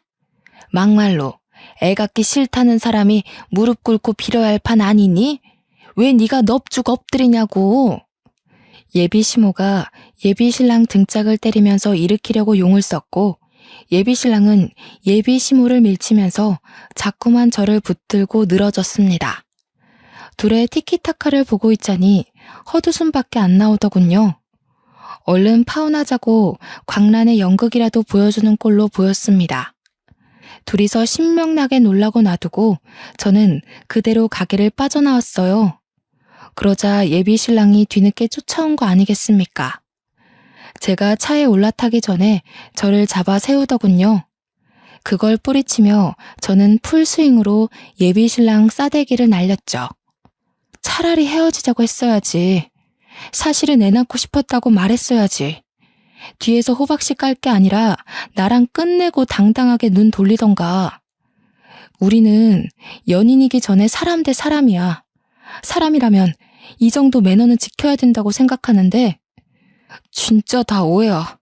자기가 안 믿어주면 나 더 이상 어떻게 확신시켜줄 방법이 없어. 그 여자애도 나한테 전혀 관심 없었고 그냥 서로 담소 나누다가 적당한 시간 봐서 나가자고 했단 말이야. 못 믿겠으면 그 애한테 가서 물어봐도 돼. 입장 바꿔 생각해 볼래? 너 같으면 지금 내 상황에서 네 말을 쉽게 믿을 수 있겠니? 너는 나 아니어도 되는 것 같으니까 내 시간 뺏지 말고 그만 헤어져 주라. 너 때문에 아까운 내 시간 버리면 나 좋은 남자 못 만나잖아. 그런 말이 어딨어. 제발 믿어줘. 어떻게 하면 믿어줄래? 전화는 증거만 돼. 내가 무슨 수를 써서라도 갖다 바칠게. 가게 CCTV에 소리는 안 나오지만 한번 보기라도 할래? CCTV 얘기까지 나오자 솔직히 좀 당황했습니다. 예비 신랑이 계속해서 자기도 딴 여자랑 자꾸 미래 얘기하는 거 시간 낭비고 싫다면서 근데 저랑 결혼하기 위해 싫은 거 꾹 참아가며 엄마 뜻대로 해주는 거라고 하더군요. 여전히 개소리 같았지만 예비 신랑이 너무 억울해했고 또 눈물까지 보이길래 제가 눈으로 본 것이 빙산의 일각이었나 그런 생각이 들기도 하는 겁니다. 생각할 시간 좀 갖겠다고 해서 그날 그 자리를 떠났는데요. 한 일주일 예비 신랑과 만나지 않고 머리를 좀 식혔거든요. 그랬더니 오히려 예비 신랑이 정말 억울한 상황일 수도 있겠다는 걸 깨우쳤지 뭡니까. 저도 당시의 제 마음이 참 이해가 되질 않습니다. 아마 예비 신랑에게 마음이 남아 있었기에 예비 신랑 눈물에 흔들린 게 아닌가 싶어요. 그래서 화해를 해버리는 일을 저질러 버렸네요. 그렇게 삐걱거리던 저희 사이는 제가 용서를 해주면서 다시 바로잡혔습니다. 예비 신랑이 그날 집에 가기 싫다고 해서 저희 집에서 잤던 걸로 알아요. 그리고 저희는 정말로 결혼 날짜를 정하게 되었고 그 전에 상견례 일정부터 맞춰보게 되었습니다. 예비 시모는 예비 신랑더러 알아서 설득시키라고 내버려뒀어요. 예비 신랑 말이 알아서 잘 하겠다고 하네요. 그런데 바로 이 과정이 제가 예비 신랑과 제대로 끝을 보는 마지막 관문이 될지 몰랐습니다. 저는 또 가게로 부르는 예비 시모의 요청에 다시 그곳을 찾아갔습니다. 굳이 부름에 응답한 이유는 결혼까지 하게 되면 제가 모셔야 될 어머님이기에 차차 가까워지기 위함이었어요. 가까워지기는커녕 아예 쫑이 나버리고 말았지만요. 기어코 결혼을 하겠다는 거예요? 우리 아들 앞길을 짓밟아버릴 심산인가 봐요? 어디 우리 아들만 망가지겠어요? 아가씨 하나 때문에 우리 집안이 전체가 대가 끊기게 생겼는데 내가 이 결혼 순순히 허락할 것 같아요? 왜 계속 안 좋은 방향으로만 생각하세요? 아들이 선택한 길 좀 응원해 주시면 안 되세요? 대를 잇는 게 뭐가 그리 중요한데요. 어머님 아들은 경수잖아요. 얼굴도 모르는 손자 손녀가 아니라 왜 엉뚱한 아이를 위해서 어머님 아들 행복을 빌어주지 못하시는 건데요? 응원 같은 소리 하네. 집에 남자 형제 없죠? 그러니까 아들이 얼마나 중요한 일을 하는지 몰라서 하는 소리지. 대개 딸 집안은 기본적으로 아랫집인 게 깔고 들어가요. 진정으로 자식들을 위하니까 나도 아들을 낳을 수 있었던 거고. 우리 아들도 훗날 대접받으려면 아들 손주가 있어야 한다고요. 황당한 이유라고 생각했습니다. 그렇다고 제가 계속 좋게 설득하기엔 이미 기로 없는 감정 싸움밖에 안 되고 있어서 그마저도 무용했어요. 그래서 저는 그냥 제 입장만 확실히 말씀드리고 일어났습니다. 어머님이 어떻게 생각하시든 더 이상 상관이 없습니다. 저희는 이미 아예 같이 않기로 합의받고 경수가 각서까지 썼어요. 죄송하지만 이대로 결혼하겠습니다. 인사를 드리고 나가려는데 예비 시모가 뜬금없이 제 말에 코웃음 치더군요. 그러면서 대답 없이 탁자 위에 사진을 턱 올려놓았습니다. 처음엔 그것이 무엇인지 또 무슨 말로 저와 예비 신랑의 관계에 혼란을 줄 건지 미리부터 기가 다 빨려 있었는데요. 그 사진이 뭔지 정확히 눈에 들어오자마자 줏대없게도 저는 또다시 흔들리고 말았습니다. 예비 시모가 던진 건 다름 아닌 그건 초음파 사진이었고 영문 모르고 있는 제게 예비 시모가 친히 설명까지 덧붙여 주었어요. 우리 아들 아이예요. 이것 봐. 아들이 얼마나 아기를 갖고 싶었으면 딴 여자랑 만들었겠어요? 지난번에 본 한국 안마사 있지요? 그 애랑 만나고 나서부턴 어찌나 얼굴색이 훤하던지. 그러니 아가씨만 알아서 물러나주면 돼요. 벌써 상견례 일정까지 마쳤는데 또 방해하시려고요? 이번엔 초음파 사진까지 도용해서 일 꾸미는 겁니까? 정말 도가 지나치시네요. 아이를 그렇게 소중히 여기는 척 하시더니 이런데 이용이나 하시고. 꾸민 거라고 생각해요?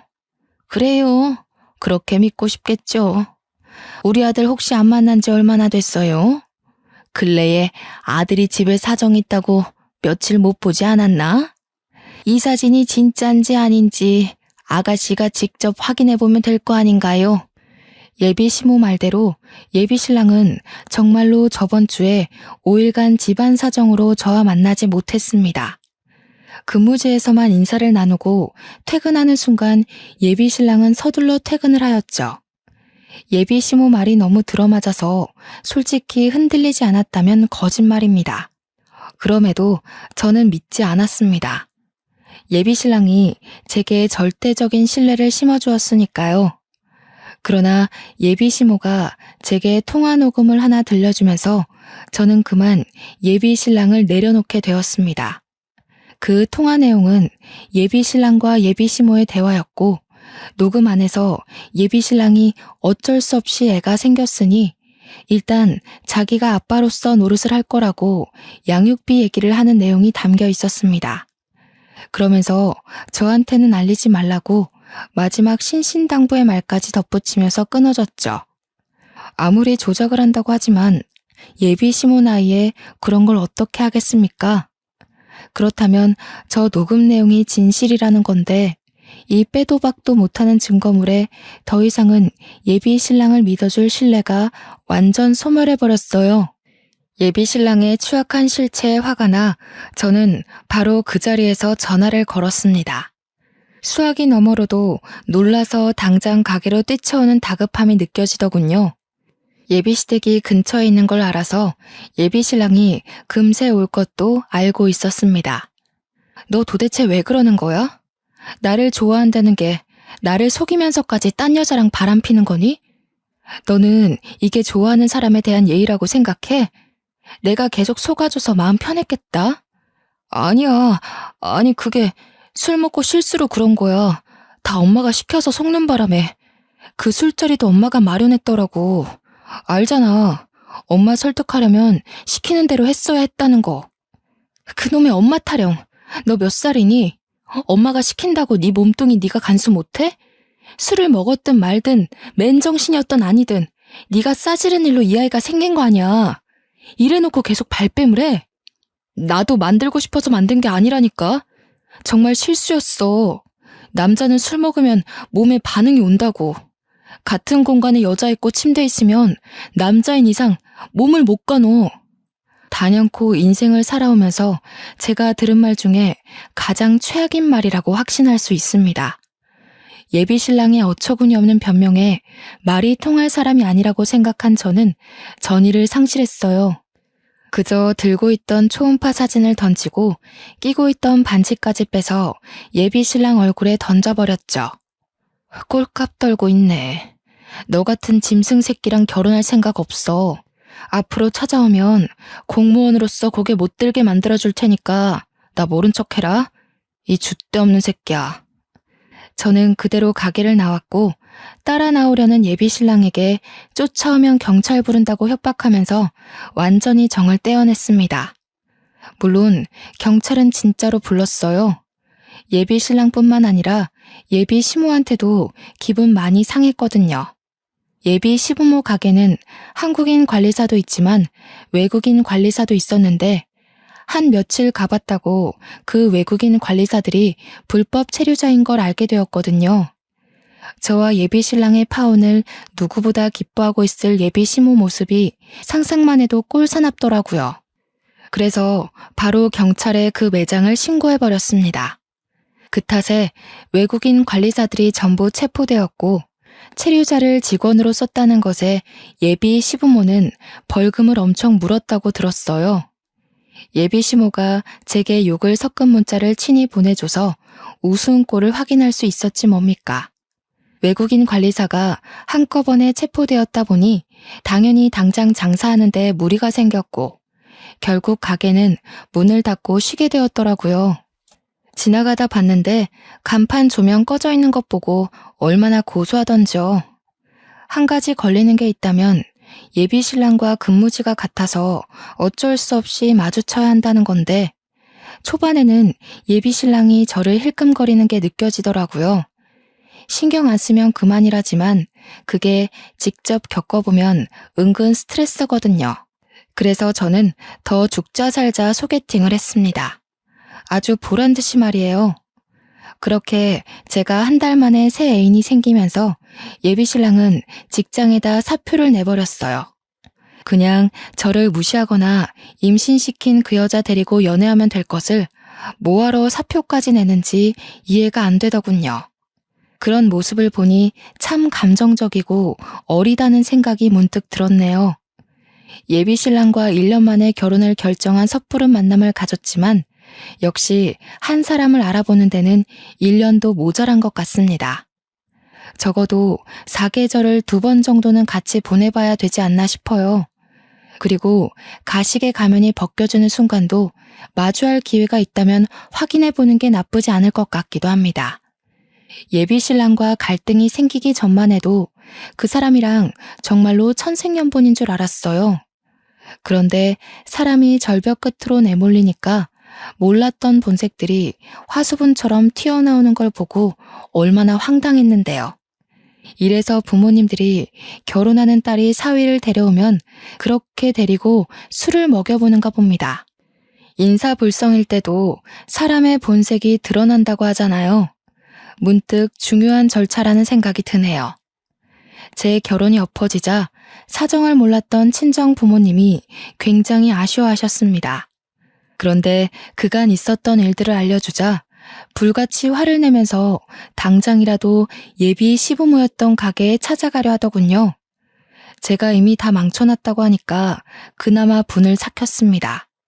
그러면서 저더러 절대 급하다고 아무나 만나서 갈 생각하지 말라네요. 그럴 생각은 없었지만 혹시나 부모님이 제 결혼 물 건너간 것에 대해 실망했을까봐 걱정했는데 오히려 조심하라고 일러주니 절대 아무나 만나지 말아야겠다 생각이 들었어요. 훌쩍 늙어버리면 할 수 없죠. 그때 또 인연이 생길 줄 누가 압니까? 결혼 안 하신 미혼 여성분들이 꼭 아셨으면 좋겠습니다. 절대 시간에 쫓겨서 결혼하지 마셔요. 결혼은 그런 게 아닙니다. 그리고 또 하나, 결혼을 목표로 삼지 마세요. 결혼은 그 어떤 목표보다 좌절할 확률이 높다고들 합니다. 결혼은 제 지나가는 세월 중 한 획일 뿐 절대 도착지가 되어서는 안 된다는 걸 기억하세요. 벌써 사연을 마무리할 시간이 왔네요. 모두들 지혜롭게 스스로를 지키도록 합시다. 감사합니다.